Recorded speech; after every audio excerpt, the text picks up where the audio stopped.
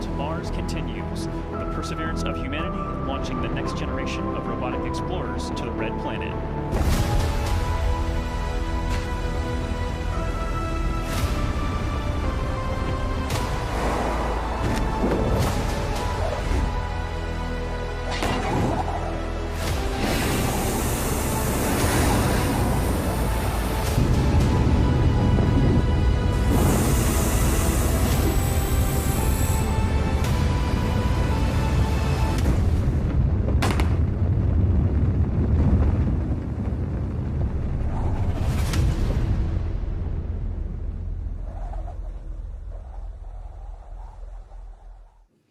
NASA's Mars Perseverance rover left Earth 6 months ago. Now we are gearing up for touchdown on the Red Planet this week. The rover will attempt to land in Jezero Crater this Thursday. It's the most difficult landing site on Mars ever attempted. But the Perseverance rover and the team are ready. Welcome to NASA's Jet Propulsion Laboratory in Southern California. I'm Marina Jurica, your host today, as we bring you a closer look into Perseverance's mission and science goals. We will discuss the new advanced instruments on board, why this landing site was chosen, and how Perseverance fits into NASA's future plans for Mars sample return. As we are social distancing, I will introduce you to some of the key scientists on the mission here and joining us virtually. On our panel today are NASA Planetary Science Division Director Lori Glaze, Perseverance Deputy Project Scientist Ken Williford, Principal Investigator for the Sherlock Instrument Luther Beagle, Principal Investigator for the Mastcam Z Instrument Jim Bell, Principal Investigator for the SuperCam instrument from the l'Institut de Recherche en Astrophysique et Planetologie, known as IRAP, in France, Sylvestre Maurice. For anyone watching who would like to submit a question, you can do so by using the Countdown to Mars hashtag. Our phone lines are now open to the media. You can ask a question by pressing *1 and enter the queue. To start, I'd like to welcome Lori Glaze. Good afternoon, Lori. Good afternoon. Nice to see you, Marina. So NASA has been exploring Mars for more than 50 years, and we are just getting so excited as we prepare for Thursday. And although we now know that Mars now today is cold and dry and a place that's bombarded by cosmic rays, really a place that's inhospitable to hosting life today, what we've learned over the last couple of decades in our exploration of Mars is that Mars was much warmer and wetter a few billion years ago, and that some of the environments on Mars actually could have had all of the right ingredients to support microbial life at about the same time that life emerged on Earth. If I could have the first graphic, there it is. You can see on the far left, we began our rover program in 1997 with Sojourner, and all of these rovers have helped pave the way for our understanding of the Mars environment and what Mars is like and how it has evolved over time, and led us to the Perseverance mission that we're waiting to land on Thursday. So the Sojourner rover kicked it off in '97, followed by Spirit and Opportunity, shown there towards the left. Spirit and Opportunity were really following the water on Mars, trying to identify, was liquid water ever present in substantial quantities over an extended period of time on Mars? And they found rocks that really did require water to be present in order for them to be formed. The next step, of course, was the Curiosity rover, and Curiosity went to Gale Crater, looking to identify, searching for habitable environments, exploring habitability on Mars. And in Gale Crater was able to confirm that yes, liquid water was present on Mars for an extended period of time, long enough to deposit sediments on the floor of Gale Crater, to generate and create clays that are found in some of the units there at Gale Crater. And also we found complex organic molecules. So with the water and the complex organic molecules, two of the real key ingredients to life were present, and in a habitable environment there that life could have possibly started to take form. And all of that led the way and prepared us to design the Perseverance rover, which is really now our first mission, our first mobile astrobiologist that's out really seeking the signs of life. Perseverance is our next step in exploration.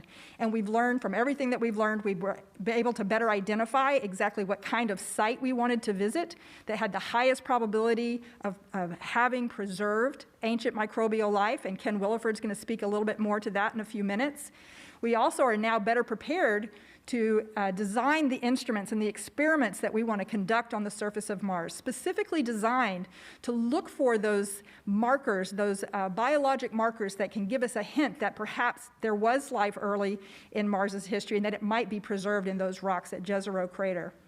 And then, of course, the next step beyond Perseverance will be the ability to bring samples back. So Perseverance is going to identify rocks that we'd like to bring back to Earth, drill the rocks in soil, save them on the surface for that next mission that you see, which is Mars Sample Return, which will launch those samples back to Earth, back into orbit, and then captured and returned back to Earth eventually, and then preparing the way for human exploration at some time in the not too distant future. The Mars Sample Return project, of course, is probably the most challenging thing we've ever attempted within NASA, and we don't do any of these things alone. Between our partnerships on Perseverance and partnerships for Mars Sample Return, we have almost a dozen international partners that we work with. And together, we are hoping to learn if life ever existed in the ancient past on Mars. And so with that, I'd like to hand it over to Ken, who's going to talk a little bit about what we might find in Jezero Crater. Well, thanks, Lori, for that great introduction.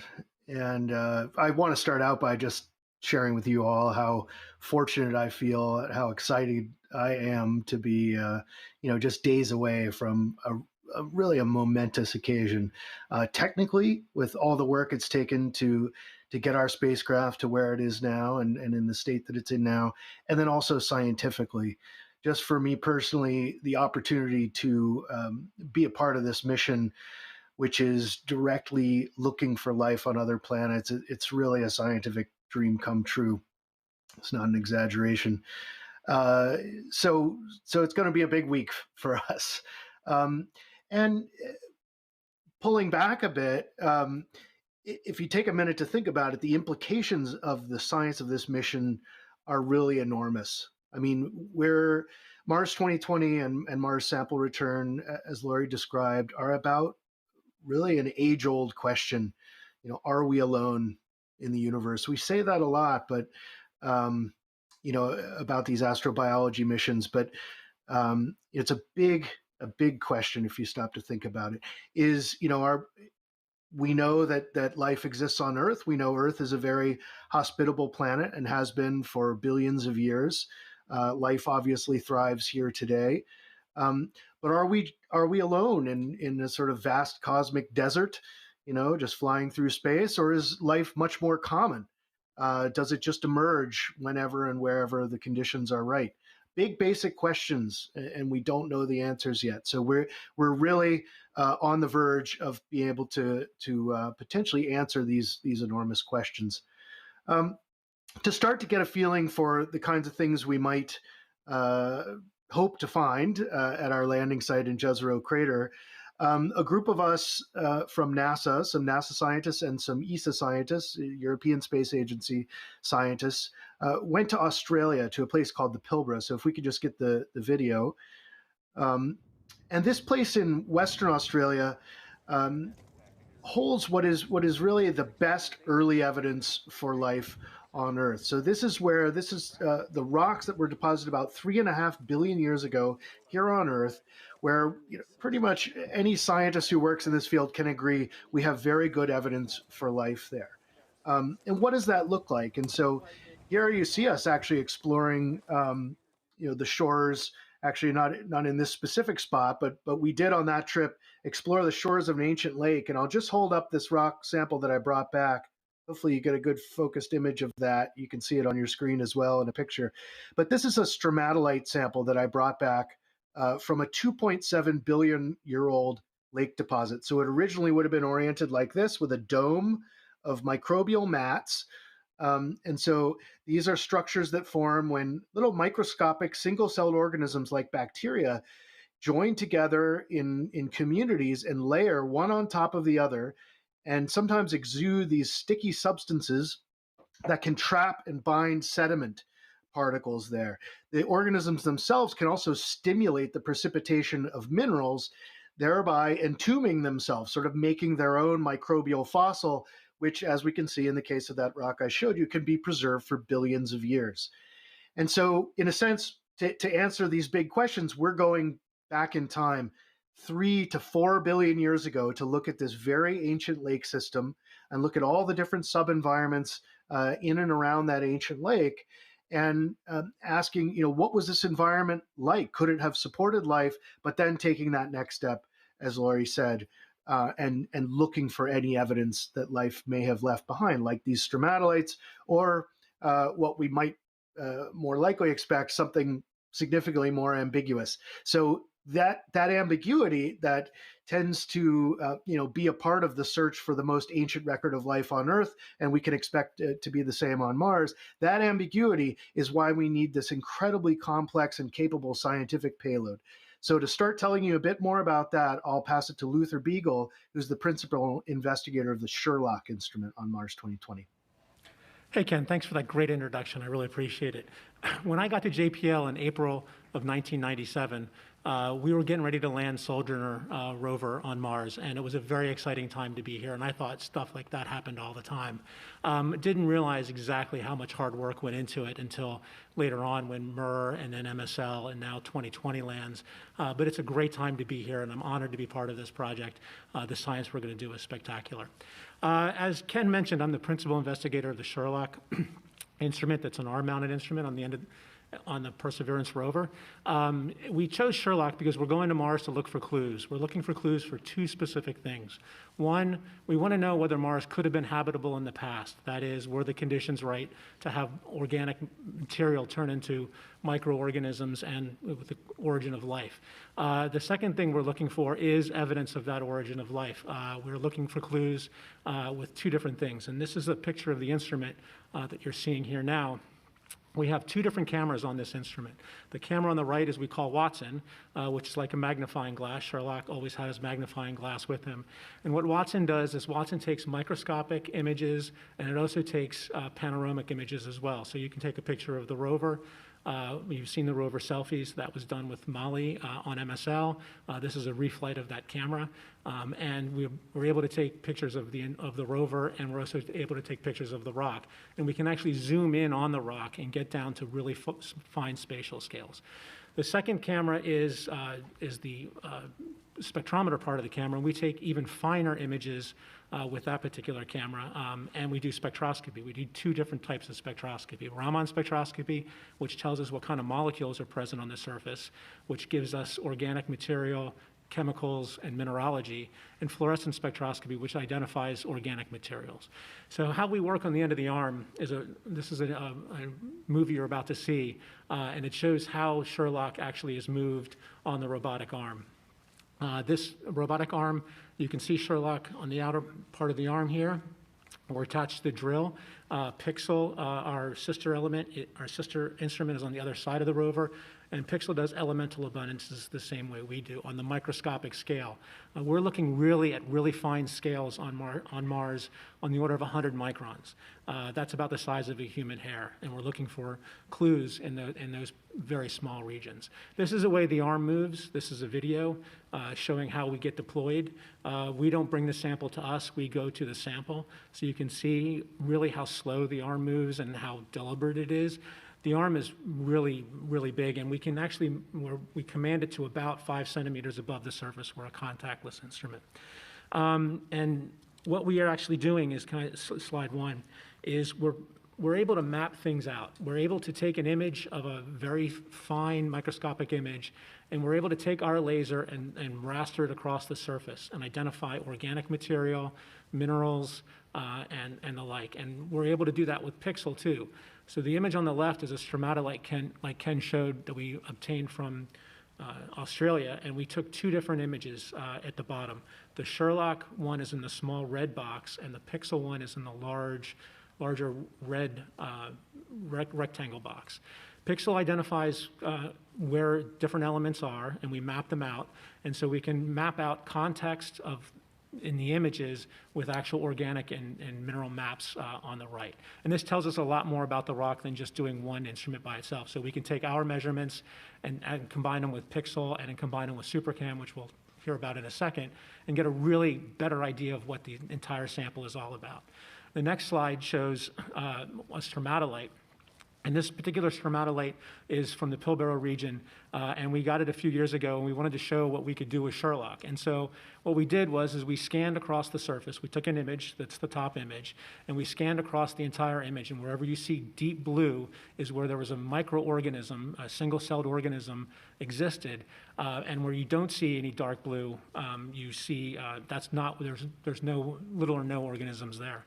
So we scan across, and where you see organic, or excuse me, when you see microorganisms on the outside of the rock, you can see them in cracks, you can see them in fissures, which is where you would think that organisms would live because they have accessibility to both water and nutrients. There were two features on this particular scan that we weren't quite sure about. One is in the upper right-hand corner, the dark blue on the rock, and then one is on the bottom left-hand corner, the purplish feature down there. What these two features are actually the fingerprints of a postdoc that accidentally picked up the rock. So this shows you exactly how sensitive Sherlock is. We actually were able to identify the fact that he picked up this rock without any gloves on, which then contaminated the surface, and we could get his fingerprints from that surface. So that's kind of what Sherlock does. And for to understand where our samples are looking at in context, I'm going to throw it over to Jim Bell, who's the principal investigator of Mastcam-Z. Jim? Hey, thanks, Luther. I am super excited about being able to talk about the science of our mission, and I'm also just super fortunate to have been able to participate in all 4 of NASA's rover missions to Mars so far in my career. And so this upcoming 7 Minutes of Terror on Thursday will be my 5th ride down these particular Class 5 rapids, and just really looking forward to the great ride the engineers are going to give us, and then the great science that we're going to do with this mission. I'm here in the Mission Operations Center at Arizona State University in Tempe. This is the Mission Operations Center for the Mastcam-Z camera-mounted instruments on Perseverance. This is where our part of the science and engineering team will be watching the landing. Because of COVID, the 400 or 500 members of the science team can't be all together at JPL like we normally are and jumping up and down, yelling and screaming with the engineers. We can't do that. So we're all back at our home institutions, and we'll be running our part of the investigation here from campus in Tempe. So we'll be doing the day-to-day health assessment of the cameras, the calibration, the image processing, and getting that information out to the rest of the science team, as well as to the public via the JPL and NASA public websites. So if I could have my first slide up. So this rover is loaded with engineering and science cameras galore and microphones, and you'll hear more about those later. This rover and this mission is going to be a feast for the eyes and ears. It's really going to be spectacular. 23 cameras on the rover and its descent stage itself, plus 2 more cameras on the helicopter, 25 cameras total, the most camera-heavy mission of deep space robotic exploration ever sent out there. So very, very excited about that. And the cameras that we'll be operating and using to help achieve our mission goals are called Mastcam-Z. If you go to the next one, please, next slide. You can see them up on the mast, and the technician here doing some final cleaning and checkout. Those square aperture ends there, you can see, and I've got a little model here I can show off. It's about the size, each one of those is about the size of a typical can of tennis balls, for example, and we have 2 of them. The 2 of them give us stereo vision. They're the Z in Mastcam-Z stands for zoom. So we can go from wide angle stereo view of the landscape all the way to telephoto, super close up, high resolution view of the landscape. We can resolve features on the millimeter scale close in to the rover, and on the centimeter scale off at the distance. We can see, for example, something and resolve something the size of a housefly at the length of a football field. So here's an example of the zoom capability in the next slides here, taking the cameras and pointing them out the laboratory window. We go from the wide angle view of that ridge, it's about 1 kilometer away, all the way zooming in to full telephoto. So we've spent the past 7 years designing, manufacturing, testing these cameras in close collaboration with our colleagues at Mail and Space Science Systems in San Diego, who have done a lot of really great deep space cameras. We took the engineering model cameras out in the Mars yard just last week. This is the engineering model rover. We used this to test everything that we're going to do on the real rover. And we took this beautiful 360-degree panorama at a relatively wide angle setting. So about 142 images go into this RGB color panorama. And so we can see all the way around and the rover itself.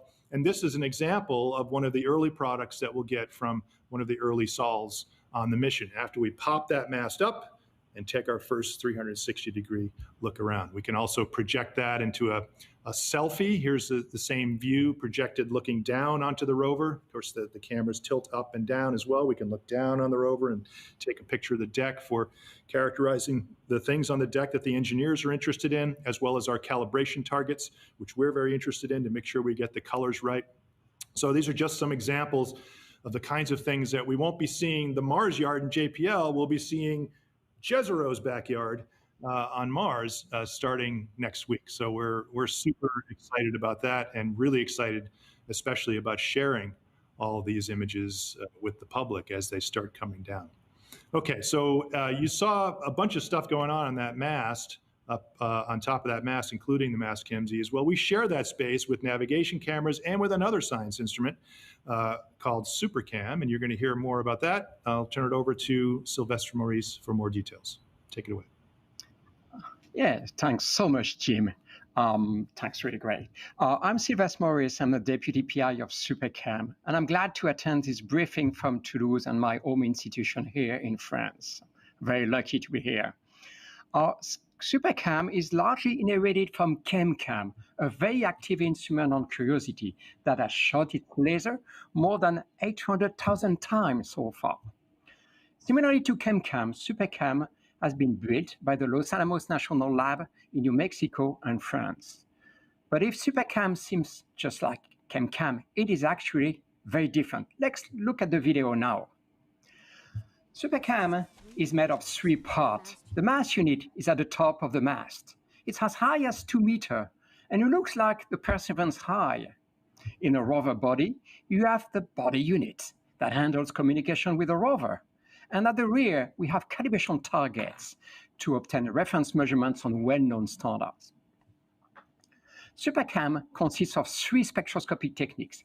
Just like ChemCam, the mast unit fires an infrared laser, creates a plasma, and within the body unit, the return line is being analyzed, and thus we find the atomic composition of the targets, how much iron, titanium, sodium, and so on. We also have 2 new techniques. Raman spectroscopy, it's a green laser to vibrate the molecule, just like Sherlock, with a different kind of laser. We're also analyzing infrared light from the sun as it's being reflected by the rocks. These are very new. Both techniques yield molecular structure and possibly organic molecules. To find out where we're shooting at, we have also a microscopic imager. It's another camera on Jim's list. High resolution, very small field of view for ourselves. And at last, but not least, we have a microphone, one of the 2 microphones on a rover, to listen at the wind, listen at the rover, and also the infrared laser shooting at Mars. Well, you can see that SuperCam is quite a complex instrument, and yet a very powerful one. It can look at the atmosphere at rocks from 2 meter distance to up to 7 meters without moving the rover, and at scale as small as 1 millimeter. So SuperCam will characterize in situ the habitability and search for traces of life. It will support sample caching. That is, we're going to help to find the best sample to pick up.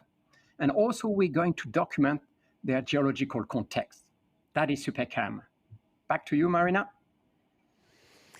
Thank you so much, Sylvester, and thank you so much to our panelist presenters. We are now ready to take media questions. Remember to press *1 to get put in the queue, and please direct your questions to one of the panelists in particular. We're also taking questions through the hashtag Countdown to Mars. Our first caller is Chelsea Goad with Space.com. Good afternoon, Chelsea. Good afternoon. Thank you for taking my question. My question is for Ken Williford. You mentioned that you and the larger team studied stromatolites in Australia to demonstrate finding and scanning microorganisms in rock cracks and fissures. Do you expect that if and when Perseverance does identify evidence of ancient organisms on Mars, that these organisms might be similar to the microbes you studied as an analog in Australia? Wow, yeah, it's a fantastic question. So we did go to this specific location in the Pilbara in Western Australia for an important reason, and that's because, in a certain way, looking at the earliest evidence for life on Earth is our best analog to the challenge we have in front of us. So the similarities are many. The environment we were looking at in Australia, in the case of at least this sample that I showed you, was an ancient lake. We looked at ancient lake environments there. And I think it's fair enough to say, of course, I could go on forever on this topic, but it's fair enough to say that life that we're looking for, sort of a life as we know it, would be cellular. That prior to, we know from the record of life on Earth, that complex organisms, complex multicellular organisms like we're familiar with today, animals and plants, didn't evolve until fairly late in the history of the Earth after oxygen rose in the atmosphere to appreciable levels. So we don't think anything like that happened on Mars. And so we think it's as likely as not that anything that was alive on Mars 3.5 billion years ago would be similar to Earth bacteria and other similar organisms called archaea, which are the kind of organisms that we think made these stromatolites that we find in Western Australia. Thank you, Ken. Our next caller is Deanne Divis from Al Jazeera. Good afternoon, Deanne. Good afternoon. Thank you for this opportunity. This one is to Ms. Glaze. It was mentioned in the last briefing that NASA hopes to use activities on the lunar surface to inform future Mars exploration. I was wondering if that might also be true from the Mars work that your team is doing. Will it inform the work that will be happening through Artemis or any other lunar activities? It's a really interesting question, and I think everything that we do is helping to inform everything across the board. We're working together, always science and exploration working hand in hand, science enabling exploration, exploration enabling science. And certainly I think some of the things that we're going to be doing on Mars, thinking about how to take advantage of resources that are local. Of course, they would be a little differently when we're talking about the moon, but thinking about how we do this actually in situ are things that will feed forward. So there's a lot we can do there working together. I don't know that I have anything specifically as far as a direct link, but as I said, we work together really closely. If I might ask a follow-up, RIMFAX, could you speak to RIMFAX and what you'll be looking for with RIMFAX? I can speak a little bit to RIMFAX, you bet. So RIMFAX is a really interesting instrument that is actually a ground-penetrating radar that's going to be able to see several feet, tens of feet below the surface. And that allows us to actually better understand what the structure is beneath the surface that we can see and that we're going to be driving over. So like I said, we know that there should be these sediments that will be present at the bottom, beneath the rover, but somewhere beneath that we might be able to see if there's any other geologic structure within those sediments or maybe even the base of those. So using RIMFAX, we'll be able to better understand the full three-dimensional scope of what the geology looks like in Jezero. Thank you. Thank you so much, Lori. Our third caller is Leo Enright from Irish Television. Thanks very much, Marina. I was wondering, your mission is clearly to collect science, but it is also to collect samples. And I'm wondering how you balance the two. In the old days, back in Apollo, I was actually in the Mission Control Center, and there was somebody with a stopwatch timing the astronauts at each sample point and saying, now you've done your time, move on. Is there going to be that sort of pressure because you have, in a sense, the future looking over your shoulder? I can take that one. I'll take that one, Leo. It's a very, very good question. And you're absolutely right. There is some incredible science that we're going to be able to do while we're in situ, the great science. But one of the main objectives of this mission is to collect samples, a diverse collection of scientific samples that can be collected by Mars Sample Return. And we do have those tubes with us. We want to make sure that within our prime mission, which is 2 Earth years, 1 Mars year, that we do collect a scientifically justifiable sample that allows us to return to Mars and collect those. So we will be doing science along the way. We'll also be using our science instruments to help us best identify the samples that we do want to collect and bring back to make sure that we are collecting a scientifically diverse set of samples.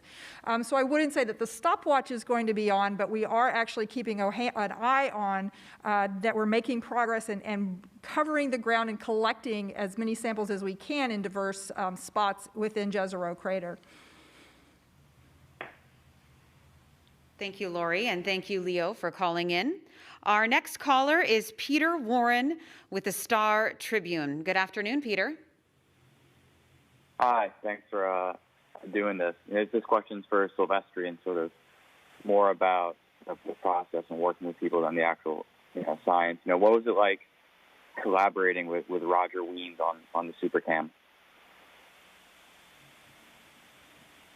Well, thanks so much. I'm not sure I got all the questions. I'm sorry for that. Could you repeat the last part of your question? Yeah, what was it like collaborating with Roger on the SuperCam? Oh, that's an easy one. It was great. This kind of project between two countries that are so complex, you need to have an excellent relationship between the people first. So with Roger Wiens, we've been collaborating together for the last 20 years, I guess. First on ChemCam, now on SuperCam, and we have future project, hopefully. So it's fairly easy. The trick was for us to have an instrument that could define on different parts. We took in France the upper part on the mast with simple interfaces with the rover and just one link to the body unit. And they take care, and Roger takes care of talking to the rover. So you define your interface of your hardware, you have a good relationship, and life is easy, honestly, very easy. Good project. Well, thank you so much for that, Sylvester, and thank you to Peter for calling in. Now we're going to switch over to social media. Remember, you can ask questions on our social media platform by using the hashtag #CountdownToMars. The first question is Carol on Facebook. She asks, does any of the science in the Mars 2020 mission give insight to benefit human health? Luther, would you like to take that? Oh, I've never been asked that question before. I think that a lot of what we do does help benefit human health in that we're trying to make portable and miniaturize different instruments and different techniques, which you can easily move out into the commercial field. I know that a lot of what we're doing on Mars and what we did for Sherlock is going to be integrated into food chains to understand whether there's contamination, whether there's insects contamination and things like that. And that really does it plays a part. It's commercialization. The laser that we developed will get smaller and more robust and be able to fit in food trucks and things like that. And I think every instrument probably can tell that same story. Thank you, Luther. Conrad on Facebook asks, when can we see the first video and pictures from landing? Do you want to take that, Jim? Sure. So if everything goes according to plan on Thursday, it's possible we could get the hazard avoidance cameras, HazCam, wide-angle images down in that very first downlink. Of course, we don't know exactly how everything's going to go, but if not then there's I believe Mars Odyssey pass just a few hours after landing, maybe 3 hours or so. That could provide an opportunity for some of the first images. And we land with the mast down, tucked onto the deck for safety, and so we won't pop that mast up for a day or two. And then once we do that, then the Mastcam Zs, the navigation cameras, SuperCam can really start to see the surroundings and the landscape. So I would expect, and certainly am planning, that sort of over the course of the weekend, as various press conferences and other events go on with updates on the mission, that the imaging data will start to roll out pretty quickly. Also, as part of those early downlinks, some of the movies that the cameras are taking as the rover comes down, there are video cameras that are recording the parachute from the rover looking up, that are recording the rover from the descent stage looking down, that are recording the ground getting closer as we get closer to the surface. Parts of those movies could start coming down within the first few days as well. And then looking a little bit into the future, as we get preparing for the helicopter operations, we'll be using the Mastcam Z cameras to take movies of the helicopter flights. And I'm really excited about doing that and sharing those movies with the public, as well as, of course, with the engineering team. We are all getting excited to see that for sure. Thank you, Jim. We have a follow-up question from Leo Enright with Irish Television. Good afternoon, Leo. Yeah, thanks again. Just actually for Jim Bell, you just mentioned the helicopter. How quickly is this going to happen? What they call their right moment? Is that going to happen very quickly? I think it's going to happen early in the mission. It's going to take many days, perhaps several weeks, for the engineers to do all the checkouts that are required of the basic rover systems themselves, as well as the scientific instruments. All that has to happen first, a sort of initial checkout phase of the mission. And the helicopter folks are also doing some checkouts of the helicopter and its battery and its systems while it's still attached to the rover. And then, as you may have seen in the previous press briefing, it's a multi-day process, multi-sol process on Mars to release the helicopter, release its protective shield, and then deploy it onto the surface, and then the rover backs away, and there's a bunch of checkouts that happen there. So I would anticipate it could be, many weeks to perhaps even a month into the mission before we get to those first flights. But it's all going to depend on the reality on the ground and how everything is checking out during those initial days. Thank you, Jim. And now we're going back to social media. Spiffy Billy on Instagram asks, what is the first science experiment to be conducted after landing? Ken, will you take that one? Sure. Well, as you've heard a number of times now, the first weeks of the mission are about checking out all the systems, the engineering systems that are required to make the rover run, and the engineering aspects of the science systems. So the instruments are being tested. As we test the instruments out, just to make sure that they're functioning correctly, we will, of course, have an opportunity. For instance, the first time we test out the SuperCam laser, we will be interested to hit a specific target, and we'll start to get some science data in. But you asked the first science experiment, and to me, it's the first images that come down. I mean, as soon as we get data, image data really from the surface, we can start making scientific interpretations. So not only is it this sort of incredibly inspiring moment, to me anyway, when we see the first images from another body in the solar system or another place, on a planet we've visited before. It's just such a thrilling thing. But there's also science to be gained from that. Thank you so much for that. And now we're headed back to the phone. Ken Creamer from Space Up Close. Good afternoon, Ken. Hi, thank you for taking my question, and thank you for doing this. My question is about taking these samples you're going to put in the drill. Can you talk a little bit about how the team is going to work together and which instruments they're going to use to figure out which samples to drill and to cache? And how many samples do you plan to take in the first Mars year? Thanks. Ken? Yeah. So another great question. It's similar to the one that Lori took earlier, looking at the balance between, as the previous person said, sort of science and sampling. Of course, the samples, the time we spend collecting the samples and documenting them very specifically is obviously in the interest of science. So those samples are scientific samples. A large part of the science we do while we're not, actively collecting a sample or in the few days leading up to that, is science that we're doing to provide context for those samples. And so I will just say that on this mission, we've known from very early in our development, that we had major challenges in front of us in terms of our operations planning.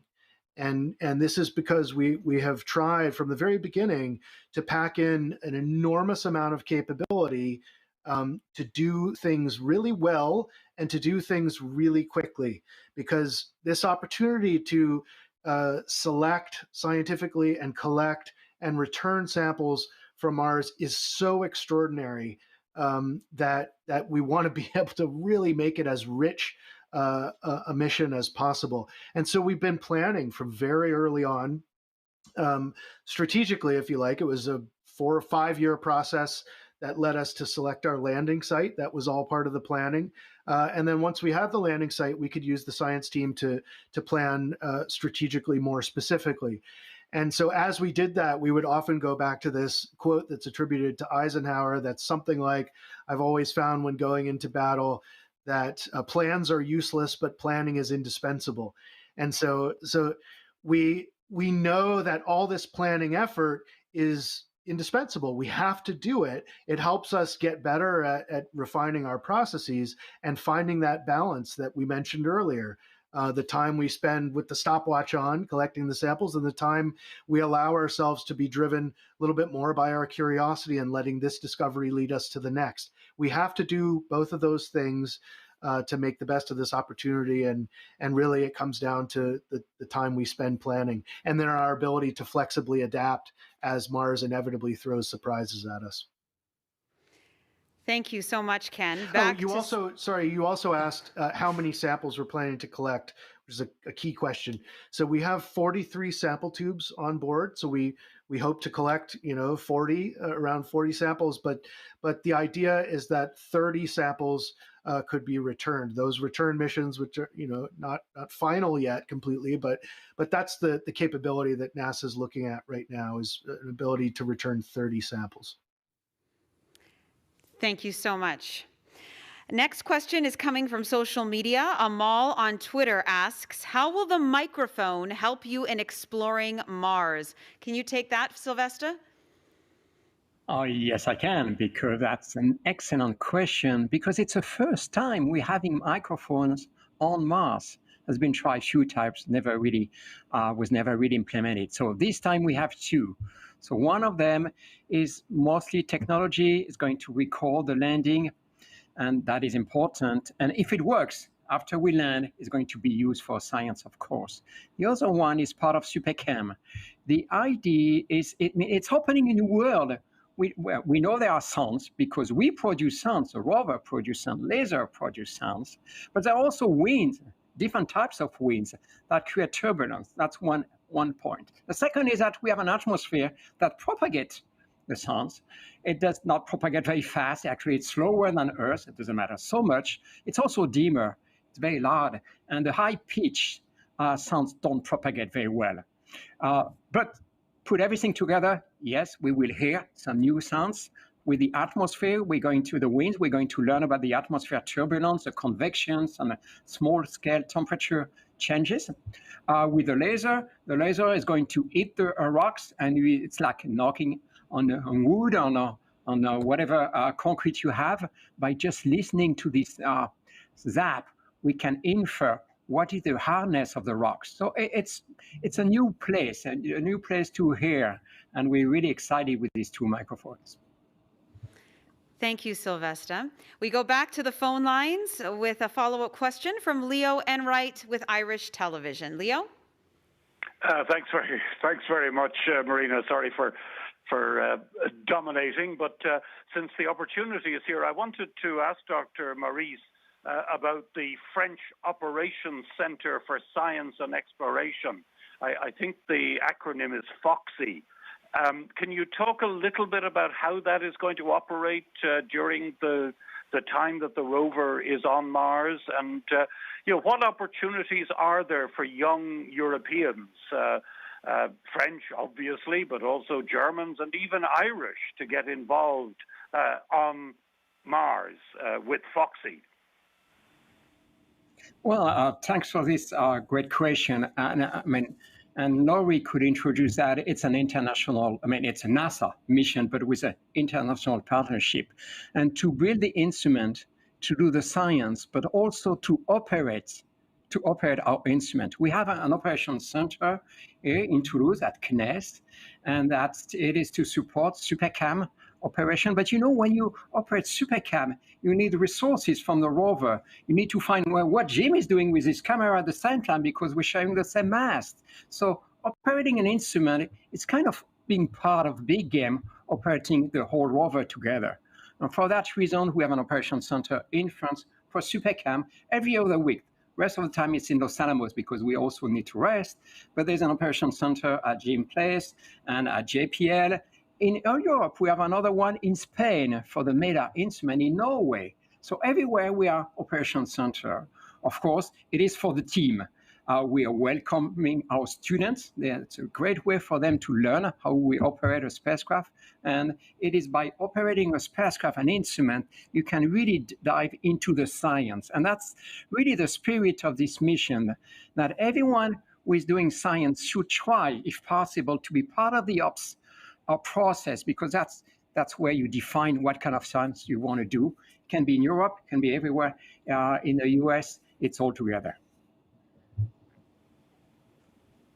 Thank you so much, Sylvester. And on that line of inspiring the next generation, Christina on Facebook asks, how will you be inspiring school children, and in particular girls, into science through perseverance? Laurie, can you take that? Sure. I think that NASA takes that responsibility incredibly seriously. That we know that the work that we're doing is absolutely inspirational, and certainly, the Perseverance rover is no exception, and the Ingenuity helicopter as well, no exception. These are absolutely inspirational, and so I certainly encourage anyone that's out there to make sure you check out. We've got materials that are available online at go.nasa.gov/Mars Toolkit, I believe. And make sure you check that out, because STEM Toolkit. I think it's the Mars STEM Toolkit. And make sure you check that out. There's all kinds of ways for students around the world to get engaged through the Mars Perseverance Challenge. Get engaged there. There's lots and lots of opportunities for engagement and to get involved with NASA and come along with us as we go through this incredibly exciting time to land, but also as we go forward. Stay engaged and follow us as we explore Mars. Thank you, Laurie. And another question for you from Citizen Science. Are you going to accept volunteers to analyze information we get from the rover? I can take that one as well. There are always opportunities for citizen science, and this is another area that we are really excited about, the incredible discoveries that citizen scientists are making across the board in so many different disciplines. And of course, we're going to have tons of data available through this mission, and I'm sure that there will be opportunities. I don't know of them specifically that I can cite right now, but I know that there will be specific opportunities, and I don't know if any of the instrument folks that are online with us know of anything related to their instruments they might want to share, but I know that there's going to be an incredible amount of data, and citizen science is a great opportunity, again, to enhance what we are able to do with our science teams, which are only so many people, and there's just an incredible amount of data out there. A lot of ways to get involved. Yeah, I could chime in a little bit on that as well, Marina. Go ahead, Jim. Oh, sure. So just a couple of things from an imaging perspective. We will be sharing all of the images from all of those cameras on the rover shortly after landing. They'll go out onto a website that JPL is hosting, and we've done this with previous rovers, Spirit and Opportunity, and other NASA missions.